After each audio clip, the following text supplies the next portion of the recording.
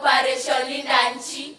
Yes, they were there. Nchi ya Uingereza kutoka kwa The Shorts Brothers. Sema kwa wale Mheshimiwa Rais, watu tunashirikiana jeshi la miamvuli haya ni Warrant Officer 1, waziri wetu wa ulinzi na mawaziri wale wamefika kwa pamoja nasi.